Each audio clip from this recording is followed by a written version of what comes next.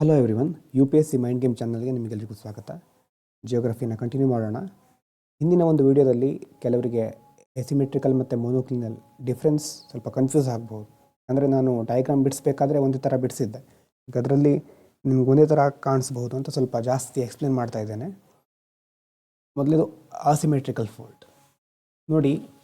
ನಿನ್ನೆ ಈ ಥರ ನೋಡಿದ್ರೆ ನಿಮ್ಗೆ ಗೊತ್ತಾಗಬಹುದು. ಫೋಲ್ಡಿಂಗ್ ಆಗ್ತಾ ಇದೆ ಹೀಗೆ. ಇದು ಮಿಡ್ಲಲ್ಲಿ ಆಕ್ಸಿಸ್, ಮೇಲ್ಗಡೆ ಇರೋದು ಆ್ಯಂಟಿಕ್ ಲೈನು, ಡೌನ್ ಇದ್ದರೆ ಸಿಂಕ್ ಲೈನು ಬರ್ಕೊಂಡಿದ್ದೀರಿ ಅಲ್ವಾ ನಿನ್ನೆ. ಇದು ಒಂದು ಆ್ಯಕ್ಚುಯಲ್ ಪ್ಲೇನ್ ಅಂತ ಅಂದ್ಕೊಂಡ್ರೆ ಈ ಕಡೆ ಮತ್ತು ಈ ಕಡೆ ಒಂದೇ ಆ್ಯಂಗಲ್ ಇದ್ದರೆ ಅದೇನು ಸಿಮೆಟ್ರಿಕಲ್ ಫೋಲ್ಡು.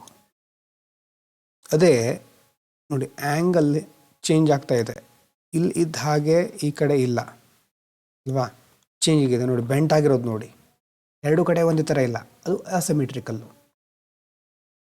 ಅಸಿಮೆಟ್ರಿಕಲ್ ಫೋಲ್ಡಲ್ಲಿ ಏನಾಗ್ತಾ ಇದೆ, ಅದು ನಾರ್ಮಲ್ ಫೋಲ್ಡೇ. ಅದು ಆ್ಯಂಟಿಕ್ ಲೈನು ಇದೆ, ಸಿಂಕ್ ಲೈನು ಇದೆ. ಆ್ಯಂಟಿಕ್ ಲೈನ್ ಇರೋದು ಮೇಲ್ಗಡೆ, ಸಿಂಕ್ ಲೈನ್ ಇರೋದು ಕೆಳಗಡೆ. It is tilted to one side, ಒಂದು ಸೈಡಿಗೆ ಬಾಕ್ಕೊಂಡಿದೆ ಈ ಕಡೆ ನೋಡಿ, tilted to one side. It still has two limbs of the same fold. ಎರಡು ಲಿಂಬ್ಗಳು ಇದೆ ಇದಕ್ಕೆ ನೋಡಿ, ಎರಡು ಲಿಂಬ್ಗಳು ಇದೆ. ಎರಡು ಲಿಂಬ್ಗಳು ಟಿಲ್ಟ್ ಆಗ್ತಾ ಇದೆ, ಆದರೆ ಡಿಫ್ರೆಂಟ್ ಆ್ಯಂಗಲಲ್ಲಿ ಟಿಲ್ಟ್ ಆಗ್ತಾ ಇದೆ. ಹಾಗಾಗಿ ಆ ಶೇಪು, ಆರ್ಚು, ಟ್ರಫು, ಮೇಲ್ಗಡೆ ಏರೋದು ಇಳಿಯೋದು, ಅದು ನಮಗೆ ಕರೆಕ್ಟಾಗಿ ಗೊತ್ತಾಗ್ತಾ ಇದೆ. ಅದು ಅಸಿಮೆಟ್ರಿಕಲ್ಲು. ಇನ್ನು ಮೋನೋಕ್ಲಿನಲ್ ಹೇಗಿರುತ್ತೆ ಅಂತಂದರೆ ನೋಡಿ, ಅಂತಂದರೆ normal anticline, syncline shape ಇರೋದಿಲ್ಲ. ಆ್ಯಂಟಿಕ್ ಲೈನ್ ಅಂತಂದರೆ ಹೀಗೆ ಹೋಗಿ ಮತ್ತು ಕೆಳಗಡೆ ಬರೋದು, ಈ ಒಂದು ಶೇಪಲ್ಲಿ ಇದು ಇರೋದಿಲ್ಲ. ಇದೊಂಥರ ಸ್ಟೆಪ್ಪು, ಮೆಟ್ಲ್ ಥರ ಸ್ವಲ್ಪ ಸ್ಟೆಪ್ ಲೈಕ್ ಬೆಂಡ್ ಇದೆ ನೋಡಿ. ಇಲ್ಲಿ ತನಕ ಹೀಗೆ ಬಂದಿದೆ, ಮತ್ತೆ ಇಲ್ಲಿ ಬೆಂಡ್ ಆಗ್ತಾ ಇದೆ. ಬೆಂಡ್ ಆಗದೇ ಇದ್ದರೆ ಇದು ಹಾರಿಜಾಂಟಲ್ ಆಗಿರ್ತಾ ಇತ್ತು ಅಲ್ವಾ. ಹಾರಿಜಾಂಟಲ್ ಇಲ್ಲ, ಈಗ ಆ ಹಾರಿಜಾಂಟಲ್ ಆಗೋ ಬದಲು ಇಲ್ಲಿ ಬೆಂಡ್ ಆಗ್ತಾ ಇದೆ. It is step like bend in otherwise horizontal layers. Horizontal ಆಗೋ ಬದಲು ಇಲ್ಲಿ ಸ್ಟೆಪ್ ಲೈಕ್ ಬೆಂಡ್ ಇದೆ. ಒಂದು ಕಡೆ ಕಂಪ್ಲೀಟ್ ಆಗಿ ಹಾರಿಜಾಂಟಲ್ ಕಂಪ್ಲೀಟ್ ಆಗಿದೆ, ಇನ್ನೊಂದು ಕಡೆ ಡೀಪ್ ಆಗಿ ಸ್ಟೀಪ್ ಆಗಿ ನೋಡ್ಬೋದು. ಓನ್ಲಿ ಒನ್ ಲಿಂಬ್ ಡಿಪ್ಸ್ ಸ್ಟೀಪ್ಲಿ, ಒಂದು ಲಿಂಬ್ ಮಾತ್ರ ಸ್ಟೀಪ್ ಆಗಿ ಡಿಪ್ ಆಗ್ತಾ ಇದೆ. Rest stay almost horizontal. ಇದು ಆಲ್ಮೋಸ್ಟ್ ಹಾರಿಜಾಂಟಲ್ ಇದೆ ಅಲ್ವಾ, ಇದು ಸ್ಟೀಪ್ ಆಗಿದೆ. ಹಾಗಾಗಿ ಇಲ್ಲಿ ಕಂಪ್ಲೀಟಾಗಿ ಫುಲ್ ಫೋಲ್ಡನ್ನು ಫಾರ್ಮ್ ಮಾಡೋದಿಲ್ಲ. ಇದು ಫುಲ್ ಫೋಲ್ಡ್ ಅಂತಂದರೆ ಆ್ಯಂಟಿಕ್ ಲೈನ್ ಇರೋದು, ಸಿಂಕ್ ಲೈನು ಇರೋದು. ಆದರೆ ಇಲ್ಲಿ ಹಾಗಲ್ಲ, ಇಲ್ಲಿ ಒಂದು ಕಡೆ ಹಾರಿಜಾಂಟಲು, ಇನ್ನೊಂದು ಕಡೆ ಮಾತ್ರ ಕೆಳಗಡೆ ಸಿಂಕ್ ಆಗ್ತಾ ಇದೆ. ಹಾಗಾಗಿ ಎರಡು ಡಿಫ್ರೆನ್ಸ್ ಗೊತ್ತಾಗಿರಬಹುದು. ಅಸಿಮೆಟ್ರಿಕಲ್ ಅಂತಂದರೆ ಎರಡೂ ಇರುತ್ತೆ, ಆ್ಯಂಟಿಕ್ ಲೈನ್, ಸಿಂಕ್ ಲೈನ್ ಎರಡೂ ಇರುತ್ತೆ. ಆದರೆ ಇದು ಸ್ವಲ್ಪ ಹೀಗೆ ಬೆಂಡ್ ಆಗಿರುತ್ತೆ, ಈ ಥರ ಬೆಂಡ್ ಆಗಿರೋದಕ್ಕೆ ಎಸಿಮೆಟ್ರಿಕಲ್ ಅಂತ ಕರೀತೇವೆ. ಆದರೆ ಮೋನೋಕ್ಲಿನಲ್ ಅಂತಂದರೆ ಹಾರಿಜಾಂಟಲ್ಲು, ಆಮೇಲೆ ಸ್ಟೆಪ್ ಥರ ಇಲ್ಲಿ ಬೆಂಡ್ ಆಗೋದು. ಇದು ಗೊತ್ತಾಗಿರಬಹುದು ಅಂತಂದರೆ ಏನಾದರೂ ಇದ್ದರೆ ಬರ್ಕೊಳ್ಳಿ, ಎಕ್ಸ್ಟ್ರಾ ಪಾಯಿಂಟ್ ಬೇಕಾದರೆ. ಒಂದು ನಿಮಿಷ, ಇದನ್ನು ಡಯಾಗ್ರಾಮ್ ಬಿಡಿಸ್ಕೊಂಡು ಇದನ್ನು ಬರ್ಕೊಂಡ್ರು ಓಕೆ. ಜಾಸ್ತಿ ಡೀಟೇಲಾಗಿ ಕೇಳೋದಿಲ್ಲ, ಆದರೆ ನಿಮ್ಗೆ ಅದು ಡಿಫ್ರೆನ್ಸ್ ಗೊತ್ತಿರಬೇಕು. ಒಂದೇ ಎರಡು ಅಂತ ಅನಿಸ್ಬಾರ್ದು ಅಂತ ಸ್ವಲ್ಪ ಜಾಸ್ತಿ ಎಕ್ಸ್ಪ್ಲೇನ್ ಮಾಡಿದ್ದೇನೆ. ಪಾಸ್ ಮಾಡಿ ಬರ್ಕೊಳ್ಳಬೇಕಿದ್ರೆ. ನೆಕ್ಸ್ಟು ಇವತ್ತು ಮುಖ್ಯವಾಗಿ ಫಾಲ್ಟ್ ಅಥವಾ ಟಿ ಆಗಬೇಕು, ಅದು ಫಾಲ್ಟ್ ಅಥವಾ ಫ್ರ್ಯಾಕ್ಚರ್, ಅದ್ರ ಬಗ್ಗೆ ಡಿಸ್ಕಸ್ ಮಾಡೋಣ. ಏನು ಗೊತ್ತಿದೆ ನಮಗೆ ಇಲ್ಲಿ ತನಕ? ಫೋಲ್ಡಿಂಗಿಂದ ಏನಾಗುತ್ತೆ, ಅರ್ತ್ ಕ್ರಸ್ಟ್ ಶಾರ್ಟನಿಂಗ್ ಆಗ್ತಾ ಹೋಗುತ್ತೆ. ಎಲ್ಲಿ ಆ್ಯಕ್ಟಿವ್ ಇರೋದು ಫೋಲ್ಡಿಂಗು? ಮುಖ್ಯವಾಗಿ ಸೀಸ್ಮಿಕ್, ಅರ್ತ್ ಕ್ವೇಕು, ವೋಲ್ಕೆನೋ ಅದೆಲ್ಲ ಆಗೋದೆಲ್ಲ ಗೊತ್ತಿದೆ ಅಲ್ವಾ. ಫೋಲ್ಡ್ ಮೌಂಟೇನ್ಗಳ ಬಗ್ಗೆ ನೋಡಿದ್ದೀವಿ. ಈಗ ಪ್ಲೇಟ್ಸು ಒಂದ್ರ ಕಡೆ ಒಂದು ಮೂವ್ ಆಗ್ತಾ ಇದೆ. When plates push towards each other, push ಆಗ್ತಾ ಇದೆ, ಬೆಂಡ್ ಆಗುತ್ತೆ, ಫೋಲ್ಡಿಂಗ್ ಆಗುತ್ತೆ. ಆ ಪ್ರೆಷರು ಇನ್ಕ್ರೀಸ್ ಆಗ್ತಾನೆ ಇದ್ದರೆ, if pressure keep increasing and rock cannot bend more, ಒಂದು ರಾಕ್ ಇದೆ ಮತ್ತೆ ಬೆಂಡ್ ಆಗ್ಲಿಕ್ಕೆ ಆಗೋದಿಲ್ಲ, ಅವಾಗೇನಾಗುತ್ತೆ, ಆ ರಾಕ್ ಇದೆ, ಎರಡೂ ಕಡೆಯಿಂದ ಪ್ರೆಷರ್ ಬರ್ತಾನೆ ಇದೆ, ಈ ಕಡೆಯಿಂದ ಪ್ರೆಷರ್ ಬರ್ತಾ ಇದೆ, ಆದರೆ ಇನ್ನಷ್ಟು ಬೆಂಡ್ ಆಗ್ಲಿಕ್ಕೆ ಆಗೋದಿಲ್ಲ. ಆಗ ರಾಕ್ ಏನಾಗುತ್ತೆ, ಅದು ಬ್ರೇಕ್ ಆಗುತ್ತೆ. So this breaking along a plane, ಒಂದು ಪ್ಲೇನಲ್ಲಿ ಈ ಥರ ಬ್ರೇಕ್ ಆಗೋದಿದೆಯಲ್ವಾ, ಬ್ರೇಕ್ ಆಗೋದಕ್ಕೆ ನಾವು ಏನಂತ ಕರಿತೇವೆ? ಫಾಲ್ಟ್ ಅಂತ ಕರಿತೇವೆ. ಈಗ ಫೋಲ್ಡ್ ಮೌಂಟೇನ್ಸ್, ಹಿಮಾಲಯ, ಆ್ಯಂಡಿಸ್ ಅಂತ ನೋಡ್ತೀವಿ, ನೀವು ನೋಡ್ತೀರಲ್ವಾ? ಹಾಗಾಗಿ ಅಲ್ಲೆಲ್ಲ ಏನಿದೆ, ಅರ್ಥ್ಕ್ವೇಕ್ಗಳು ಕಂಡು ಬರುತ್ತೆ, ಕೆಲವೊಂದು ಕಡೆ ವೋಲ್ಕೆನೋಗಳು ಕಂಡು ಬರುತ್ತೆ. ಅಲ್ಲಿ ಫೋಲ್ಡಿಂಗು ಇದೆ, ಫಾಲ್ಟಿಂಗು ಇದೆ ನೋಡಿ. ಟೂ ಮಚ್ ಕಂಪ್ರೆಷನ್ನು ಫೋಲ್ಡಿಂಗು, ಅದಕ್ಕಿಂತ ಜಾಸ್ತಿ ಕಂಪ್ರೆಷನ್ ಆಗ್ತಾ ಇದೆ ಫಾಲ್ಟಿಂಗು, ಅರ್ಥ್ಕ್ವೇಕು. ಹಾಗಾಗಿ ಎಲ್ಲ ಬೇರೆ ಬೇರೆ ಕಡೆ ಇರುತ್ತೆ ಅಂತಲ್ಲ, ಆದರೆ ಮೆಕ್ಯಾನಿಸಮ್ಗಳು ಸ್ವಲ್ಪ ಬೇರೆ. ಜಾಸ್ತಿ ಇನ್ನಷ್ಟು ಪ್ರೆಷರ್ ಬರ್ತಾ ಹೋದರೆ ಅಲ್ಲಿ ಫಾಲ್ಟ್ ಆಗುತ್ತೆ, ರಾಕ್ಗಳು ಬ್ರೇಕ್ ಆದಾಗ. ಹಾಗಾದರೆ ಏನು ಇದು? ಆಲ್ರೆಡಿ ನಿಮ್ಗೆ ಗೊತ್ತಿದೆ, ನಾವು ಬೇಕಿದ್ರೆ ಬರ್ಕೋಬಹುದು ಅಷ್ಟೇ, ಆದರೆ ಮೇನಾಗಿ ಇಲ್ಲಿಂದ ಸ್ಟಾರ್ಟ್ ಆಗುತ್ತೆ. What is fault or fracture? ನೋಡಿ, ಇಷ್ಟೊತ್ತು ನೋಡಿದ್ದು ಪುಷ್ ಮಾಡೋದು. ಇಲ್ಲಿ ಜನರಲ್ ಆಗಿ faulting is generally caused due to the tensional force. Tensional force ಅಂತಂದರೆ ಪುಲ್ಲಿಂಗ್ ಅಪಾರ್ಟ್, ಒಂದು ಪುಷ್ ಆದಾಗ ಮತ್ತೊಂದು ಪುಲ್ ಆದಾಗ. Faulting represents a crack in the rocks along the line or zone of weakness. ಎಲ್ಲೆಲ್ಲಿ ಈ ರಾಕ್ಗಳು ಸ್ವಲ್ಪ ವೀಕ್ ಆಗಿರುತ್ತೋ, ಮತ್ತು ಲೈನ್ ಆಫ್ ವೀಕ್ನೆಸ್ ಅಂತಂದರೆ ಅಥವಾ ಝೋನ್ ಆಫ್ ವೀಕ್ನೆಸ್ ಎಲ್ಲಿ ಜಾಯಿಂಟ್ ಆಗುವಂಥ ಸಂದರ್ಭ ಇರುತ್ತೆ ನೋಡಿ, ಅಲ್ಲಿ ಜಾಸ್ತಿ ನಾವು ಫಾಲ್ಟಿಂಗನ್ನು ನೋಡ್ಬೋದು. ಒಂದು ವೇಳೆ ಬ್ರೇಕ್ ಆದಮೇಲೆ, after breaking the rocks of the landform undergo displacement giving rise to horst and graben. ಕೆಳಗಡೆ ಮೇಲ್ಗಡೆ ಡೆಫಿನೇಷನ್ ಗೊತ್ತಾಗದೇ ಇದ್ದರೆ ಕೆಲವೊಂದು ಟರ್ಮನ್ನು ಎಕ್ಸ್ಪ್ಲೇನ್ ಮಾಡಿದೆ ನೋಡಿ. ಫಾಲ್ಟ್ ಅಥವಾ ಫ್ರ್ಯಾಕ್ಚರ್ ಅಂತಂದರೆ ಕ್ರ್ಯಾಕ್ ಆಗೋದು ಅಥವಾ ಬ್ರೇಕ್ ಆಗೋದು. ಎಲ್ಲಿ? ರಾಕ್ಗಳಲ್ಲಿ. ಯಾವಾಗುತ್ತೆ? ಮೂಮೆಂಟ್, ಏನಾದರೂ ಮೂಮೆಂಟ್ ಆದಾಗ ಆಗುತ್ತೆ ನೋಡಿ. ರಾಕ್ಸ್ಗಳು ಯೂನಿಫಾರ್ಮ್ ಆಗಿರೋದಿಲ್ಲ ಅಲ್ವಾ? ಒಂದು ರಾಕ್ ಇದೆ ಅಂತಂದರೆ ಇಡೀ ರಾಕು ಎಲ್ಲ ಕಡೆ ಒಂದೇ ಥರ ಇರೋದಿಲ್ಲ. ಕೆಲವೊಂದು ಕಡೆ ವೀಕ್ ಇರುತ್ತೆ, ಕೆಲವೊಂದು ಕಡೆ ಜಾಯಿಂಟ್ ಇರುತ್ತೆ. ಈಗ ಟೆನ್ಷನಲ್ ಫೋರ್ಸ್ ಅಥವಾ ಕಂಪ್ರೆಸಿವ್ ಫೋರ್ಸ್, ಒಂದು ಟೆನ್ಷನ್ ಅಂತಂದರೆ ಪುಲ್ಲಿಂಗ್ ಅಪಾರ್ಟ್, ಬೇರೆ ಬೇರೆ ಕಡೆ ತಗೊಂಡು ಹೋಗೋದು, ಪುಲ್ ಮಾಡೋದು. ಕಂಪ್ರೆಷನ್ ಅಂತಂದರೆ ಪುಷ್ ಮಾಡೋದು, ಪುಷಿಂಗ್ ಟುಗೆದರ್. ಈ ಥರ ಫೋರ್ಸ್ಗಳು ಸ್ಟ್ರಾಂಗ್ ಆಗಿ ಆ್ಯಕ್ಟ್ ಆದಾಗ ಈ ವೀಕ್ ಝೋನ್ ಇರುತ್ತಲ್ವ, ಅಲ್ಲಿ ಬ್ರೇಕ್ ಆಗುತ್ತೆ. ಆ ಬ್ರೇಕ್ ಆದಮೇಲೆ ರಾಕಿನ ಬೇರೆ ಬೇರೆ ಭಾಗಗಳು ಒಂದು ಅಪ್ವರ್ಡ್ ಮೂಮೆಂಟ್ ಆಗಬಹುದು ಅಥವಾ ಸೈಡ್ವರ್ಡ್ ಮೂಮೆಂಟ್ ಆಗಬಹುದು. ಆ ಮೂಮೆಂಟಿಗೆ ನಾವು ಡಿಸ್ಪ್ಲೇಸ್ಮೆಂಟ್ ಅಂತ ಕರಿತೇವೆ. ಅರ್ಥ ಆಗ್ತಾ ಇದೆಯಾ? ಏನಾಯಿತು? ರಾಕು ಒಂದೇ ಥರ ಇರೋದಿಲ್ಲ, ಇಡೀ ರಾಕ್ ಒಂದೇ ಥರ ಇರೋದಿಲ್ಲ. ಕೆಲವೊಂದು ಕಡೆ ವೀಕ್ ಇರುತ್ತೆ, ಕೆಲವೊಂದು ಕಡೆ ಜಾಯಿಂಟ್ಸ್ ಇರುತ್ತೆ. ಎರಡು ಥರ ಫೋರ್ಸ್ ಇರುತ್ತೆ. ಟೆನ್ಷನ್ ಅಂತಂದರೆ ಪುಲ್ ಮಾಡೋದು, ಬೇರೆ ಬೇರೆ ಮಾಡೋದು. ಕಂಪ್ರೆಸಿವ್ ಅಂತಂದರೆ ಪುಷ್ ಮಾಡೋದು. ಈ ಥರ ಫೋರ್ಸ್ಗಳು ಸ್ಟ್ರಾಂಗ್ ಆಗಿ ಆ್ಯಕ್ಟ್ ಆದಾಗ ಆ ಜಾಯಿಂಟ್ ಝೋನ್ಗಳಿರುತ್ತೆ ಅಥವಾ ವೀಕ್ ಝೋನ್ ಇರುತ್ತಲ್ವ, ಅಲ್ಲಿ ಬ್ರೇಕ್ ಆಗುತ್ತೆ. ಬ್ರೇಕ್ ಆದಮೇಲೆ ಒಂದು ಆ ಪಾರ್ಟ್ಸ್ಗಳು ಅಪ್ ಆ್ಯಂಡ್ ಡೌನ್ ಮೂಮೆಂಟ್ ಆಗ್ಬೋದು ಅಥವಾ ಸೈಡು ಮೂಮೆಂಟ್ ಆಗ್ತಾ ಹೋಗ್ಬೋದು. ಮೂಮೆಂಟಿಗೆ ಡಿಸ್ಪ್ಲೇಸ್ಮೆಂಟ್ ಅಂತ ಕರಿತೇವೆ. ಆವಾಗ ಡಿಸ್ಪ್ಲೇಸ್ಮೆಂಟ್ ಆದರೆ, ಉದಾಹರಣೆಗೆ ಈಗ ಒಂದು ರಾಕ್ ಇದೆ, ಇದು ರಾಕ್ ಅಂತ ಇಟ್ಕೊಳ್ಳಿ. ಕಂಪ್ರೆಷನ್ನು ಆಗ್ತಾ ಇದೆ, ಎಲ್ಲೋ ಒಂದು ಕಡೆ ಒಂದು ಸ್ವಲ್ಪ ವೀಕ್ ಝೋನು ಅಥವಾ ಅಲ್ಲಿ ಜಾಯಿಂಟ್ ಇರಬಹುದು. ಇದರಿಂದ ಏನಾಗ್ತಾ ಇದೆ? ಜಾಯಿಂಟ್ ಝೋನಲ್ಲಿ ಸ್ವಲ್ಪ ಬ್ರೇಕ್ ಆಯಿತು. ಬ್ರೇಕ್ ಆದರೆ ನೆಕ್ಸ್ಟ್ ಏನಾಗುತ್ತೆ?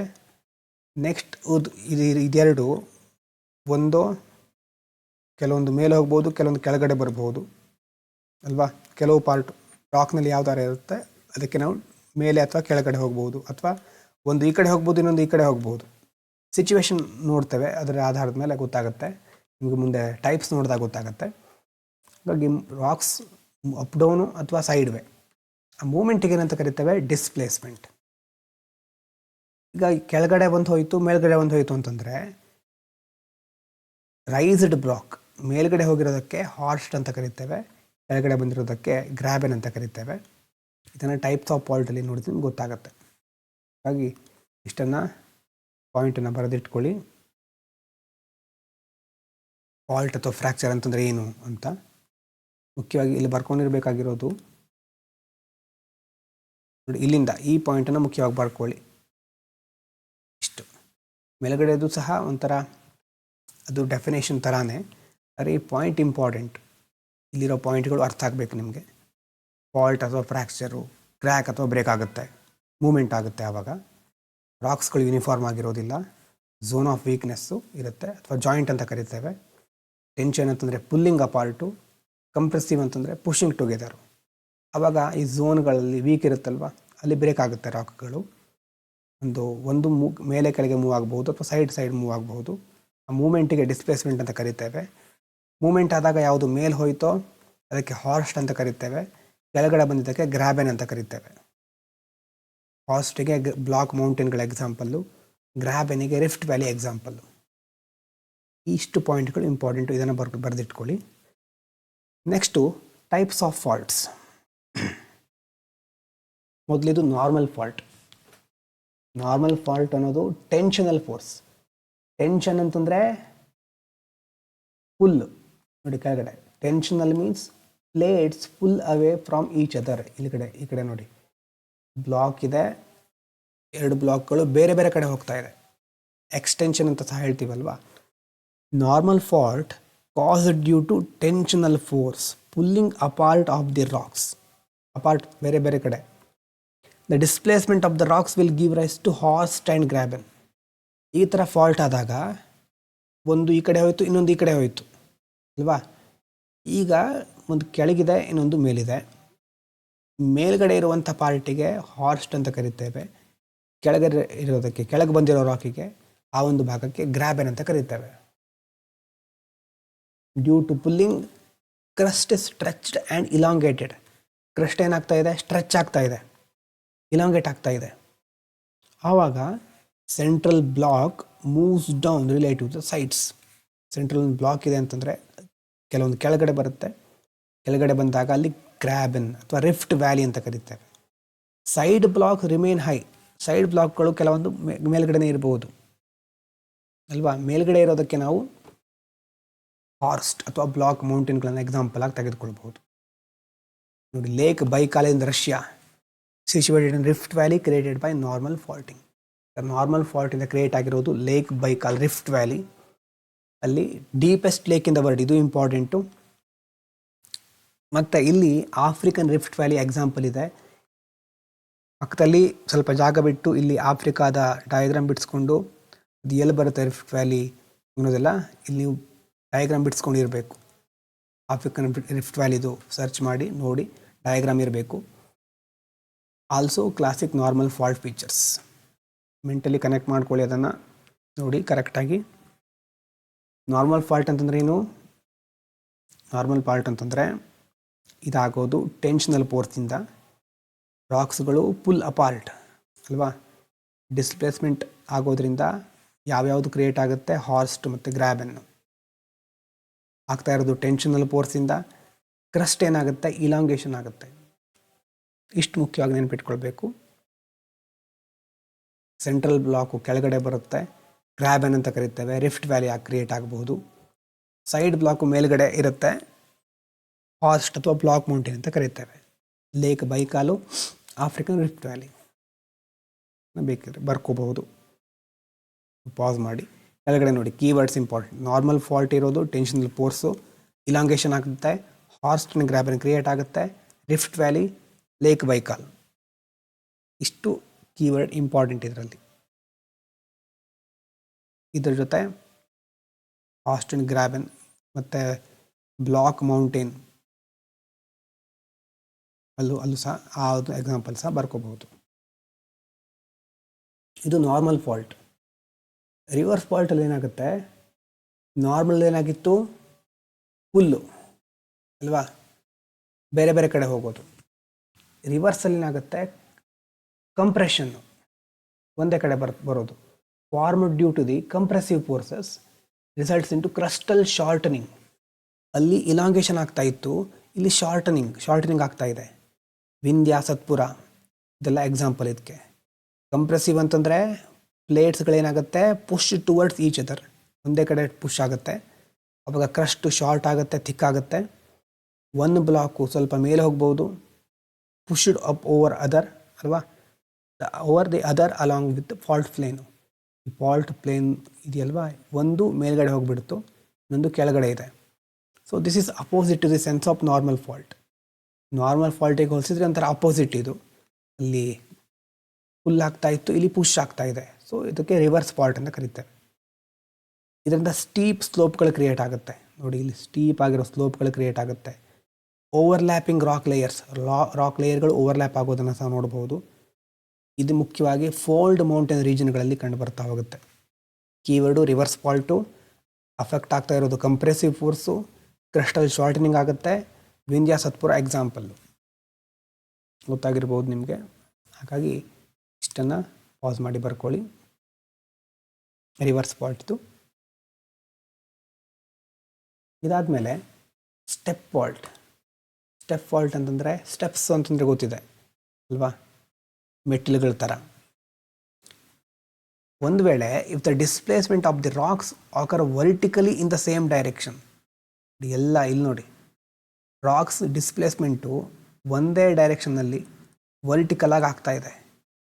ಆವಾಗ ಕೆಲವೊಂದು ಕೆಳಗಡೆ ಇರುತ್ತೆ, ಇದಕ್ಕಿಂತ ಸ್ವಲ್ಪ ಹೈಟಲ್ಲಿ ಇನ್ನೊಂದು ರಾಕ್ಸ್ ಸ್ಟ್ರಕ್ಚರ್ ಇರುತ್ತೆ, ಇದಕ್ಕಿಂತ ಸ್ವಲ್ಪ ಮೇಲೆ ಇನ್ನೊಂದು. ಆವಾಗ ಸ್ಟೆಪ್ ಫಾಲ್ಟ್ ಕ್ರಿಯೇಟ್ ಆಗ್ತಾ ಹೋಗುತ್ತೆ. ಡೆಕ್ಕನ್ ಟ್ರ್ಯಾಪ್ಸ್ ಅಂತಂದರೆ ಸ್ವೀಡಿಷ್ ಲ್ಯಾಂಗ್ವೇಜಲ್ಲಿ ಸ್ಟೇರ್ ಕೇಸ್ ಅಂತ. ನೀವು ಇಂಡಿಯನ್ ಜಿಯೋಗ್ರಫಿಲಿ ಕೇಳ್ತೀರಿ ಅದನ್ನು, ಡೆಕ್ಕನ್ ಟ್ರ್ಯಾಪ್ಗಳ ಬಗ್ಗೆ. ಹಾಗಾಗಿ ಡೆಕ್ಕನ್ ಟ್ರ್ಯಾಪ್ಗಳಿಗೆ ಯಾಕೆ ಕರೀತಾರೆ, ಟ್ರ್ಯಾಪ್ಸ್ ಅಂತಂದರೆ ಸ್ವೀಡಿಷ್ ಲ್ಯಾಂಗ್ವೇಜಲ್ಲಿ ಸ್ಟೇರ್ ಕೇಸ್ ಅಂತ. ಅಲ್ಲೂ ಸಹ ಸ್ಟೆಪ್ ಥರ ಫಾರ್ಮೇಷನ್ ಆಗುತ್ತೆ. ಸ್ಟೆಪ್ ಫಾಲ್ಟಲ್ಲಿ ರಾಕ್ ಡಿಸ್ಪ್ಲೇಸ್ಮೆಂಟ್ ವರ್ಟಿಕಲ್ ಆಗುತ್ತೆ, ಸೇಮ್ ಡೈರೆಕ್ಷನ್ನಲ್ಲಿ ಸ್ಟೆಪ್ ಥರ ಅದು ನಮ್ಗೆ ಕಾಣಿಸುತ್ತೆ, ಆ ಥರ ಫಾರ್ಮೇಷನ್ ಆಗುತ್ತೆ. Eastern side of Western Ghats ಅದು ಸಹ ನೋಡ್ಬೋದು. ನೋಡಿ, not just one normal fault but several parallel fault. ಕೇವಲ ಒಂದೇ ಫಾಲ್ಟ್ ಆಗ್ತಿದೆ ಅಂತಲ್ಲ, ತುಂಬ ಬೇರೆ ಬೇರೆ ಪ್ಯಾರಲಲ್ ಫಾಲ್ಟ್ಗಳಾಗ್ತಾ ಇರುತ್ತೆ. Each block drops down more then one before it. ಪ್ರತಿ ಒಂದು ರಾಕಿನ ಬ್ಲಾಕ್ ಹಿಂದುಗಡೆ ಇರೋದಕ್ಕಿಂತ ಜಾಸ್ತಿ ಬ್ರೇಕ್ ಅಂತಂದರೆ ಡ್ರಾಪ್ ಆಗ್ತಾ ಇರುತ್ತೆ ಕೆಳಗಡೆ, ಡ್ರಾಪ್ ಡೌನ್ ಆಗುತ್ತೆ ಕೆಳಗಡೆ. ಸೇಮ್ ಡೈರೆಕ್ಷನಲ್ಲಿದೆ, all in the same vertical direction ಅಲ್ವಾ. ಇದರಿಂದಾಗಿ ಸೀರೀಸ್ ಆಫ್ ಸ್ಟೆಪ್ಸ್ ಕ್ರಿಯೇಟ್ ಆಗ್ತಾ ಹೋಗುತ್ತೆ. ಇಲ್ಲೊಂದು ಸ್ಟೆಪ್ಪು ಈ ಥರ. ಅದಕ್ಕೆ ನಾವು ಸ್ಟೆಪ್ ಫಾಲ್ಟ್ ಅಂತ ಕರಿತೇವೆ. ಕೀವರ್ಡ್ ಏನಿಲ್ಲಿ, ಸ್ಟೆಪ್ ಫಾಲ್ಟು, ಸೆವೆರಲ್ ಫಾಲ್ಟ್ಸ್ ಇರುತ್ತೆ, ಬ್ಲಾಕ್ಸ್ಗಳು ವರ್ಟಿಕಲಿ ಸೇಮ್ ಡೈರೆಕ್ಷನಲ್ಲಿ ಡಿಸ್ಪ್ಲೇಸ್ ಆಗ್ತಾ ಇರುತ್ತೆ, ಸ್ಟೆಪ್ ಲೈಕ್ ರಿಲೀಫ್ಗಳು ಕ್ರಿಯೇಟ್ ಆಗುತ್ತೆ. Example Deccan traps, eastern side of Western Ghats.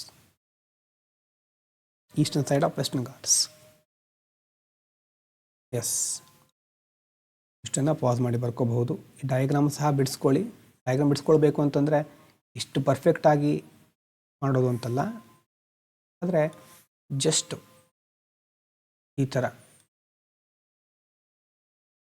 ನಿಮ್ಗೆ ಗೊತ್ತಾಗೋ ಥರ ಬಿಡಿಸ್ಕೊಂಡ್ರೆ ಸಾಕಾಗುತ್ತೆ. ಮತ್ತು ಅದರ ಡೈರೆಕ್ಷನ್ನು ಒಂದೇ ಕಡೆ ಇದೆ. ಈ ಥರ ಎಲಾಂಗೇಟ್ ಮಾಡಿ ಕೆಳಗಡೆ ಬರ್ತಾ ಇದೆ. ಇರೋದನ್ನೇ ನೀವು ರೇಖಾಚಿತ್ರದ ಥರ ಅಲ್ವಾ, ಲೈನ್ ಡ್ರಾವಿಂಗ್ ಥರ ಬಿಡಿಸ್ಕೊಂಡ್ರೆ ಸಾಕು. ಇನ್ನು ಲ್ಯಾಟ್ರಲ್ ಫಾಲ್ಟ್. ಲ್ಯಾಟ್ರಲ್ ಅಂತಂದರೆ ಇಷ್ಟೊತ್ತು ನೋಡಿದ್ದು ಒಂದು ಮೇಲೆ ಒಂದು ಕೆಳಗೆ ಹೋಗ್ತಿತ್ತಲ್ವಾ, ಈಗ ನೋಡ್ತಾ ಇರೋದು horizontal. In this type of fault movement either occurs horizontally, either due to the left or to the right. ನೋಡಿ, ಇಲ್ಲೊಂದಿದೆ, ಇದ್ರ ಮೇಲ್ಗಡೆ ಇನ್ನೊಂದು ರಾಕ್ ಸ್ಟ್ರಕ್ಚರ್ ಇದೆ. ಒಂದು ಈ ಕಡೆ ಹೋಗ್ತಾ ಇದೆ, ಒಂದು ಈ ಕಡೆ ಬರ್ತಾ ಇದೆ, ಒಂದು ಈ ಕಡೆ ಬರ್ತಾ ಇದೆ, ಒಂದು ಈ ಕಡೆ ಹೋಗ್ತಾ ಇದೆ ಅಲ್ವಾ. ಇಲ್ಲಿ ರೈಟ್ ವರ್ಡ್ ಮೂಮೆಂಟ್, ಅದು ರೈಟಿಗೆ ಹೋಗ್ತಾ ಇದ್ದರೆ ಅದಕ್ಕೆ ನಾವು ಡೆಕ್ಸ್ಟ್ರಲ್ ಫಾಲ್ಟ್ ಅಂತ ಕರಿತೇವೆ. ಲೆಫ್ಟ್ ವರ್ಡ್ ಮೂಮೆಂಟ್ ಇದ್ದರೆ ಅದಕ್ಕೆ ನಾವು ಸಿನಿಸ್ಟ್ರಲ್ ಫಾಲ್ಟ್ ಅಂತ ಕರಿತೇವೆ. ಅಲ್ಲಿ ಮುಖ್ಯವಾಗಿ in such kind of fault system there are long narrow rift ವ್ಯಾಲಿಗಳು ಕಂಡು ಬರ್ತಾ ಹೋಗುತ್ತೆ. ಯಾವುದು main movement is side way ಅಲ್ವಾ. ಮುಖ್ಯವಾಗಿ ನೆನಪಿಟ್ಕೊಳ್ಬೇಕಾಗಿರೋದು side way, up and down ಆಗ್ತಾ ಇಲ್ಲ ಇಲ್ಲಿ.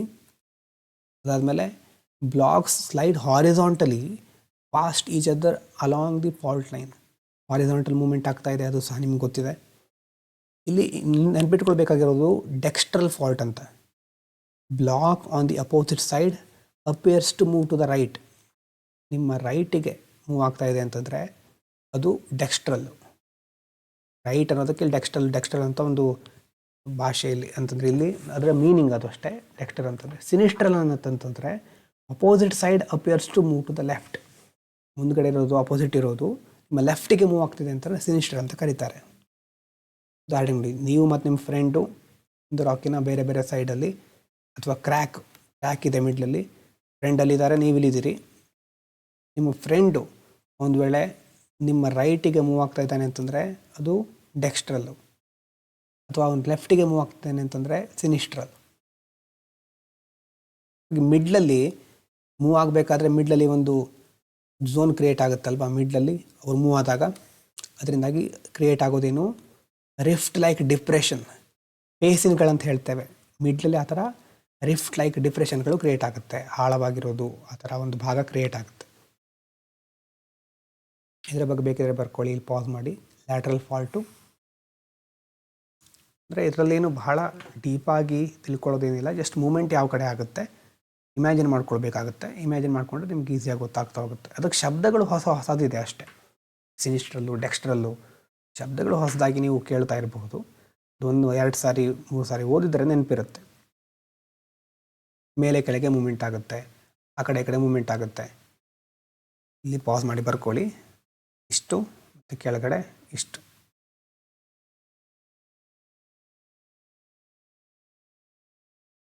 ಇನ್ನು ಕ್ವಿಕ್ಕಾಗಿ ಲಾಸ್ಟಲ್ಲಿ ಒಂದು ಸರಿ ಕೊಟ್ಟಿದ್ದೇನೆ, ಕ್ವಿಕ್ ಕಾನ್ಸೆಪ್ಟ್ ಅಂತ. ಫೋಲ್ಡಿಂಗಲ್ಲಿ ಬೆಂಡಿಂಗ್ ಆಗುತ್ತೆ, ಕ್ರಸ್ಟ್ ಶಾರ್ಟ್ನಿಂಗ್ ಆಗುತ್ತೆ, ಫೋಲ್ಡ್ ಮೌಂಟೇನ್ ಕ್ರಿಯೇಟ್ ಆಗುತ್ತೆ, ಅರ್ಥಕ್ವೇಕ್ಸ್ ವೋಲ್ಕೆನೋಗಳು ಕಂಡು ಬರುತ್ತೆ. ಆ ಸ್ಟ್ರೆಸ್ಸು ಲಿಮಿಟ್ ಜಾಸ್ತಿ ಆದರೆ ರಾಕ್ಗಳು ಬ್ರೇಕ್ ಆಗುತ್ತೆ, ಎಲ್ಲಿ ವೀಕ್ ಝೋನ್ಗಳಲ್ಲಿ. ಅದರಿಂದಾಗ ಆಗೋದು ಫಾಲ್ಟಿಂಗ್ ಅಥವಾ fracture. Normal fault ಟೆನ್ಷನಲ್ಲು, crust stretch ಆಗುತ್ತೆ, ಮಿಡ್ಲಲ್ಲಿ ಬ್ರೇಕ್ ಡೌನ್ ಆಗುತ್ತೆ.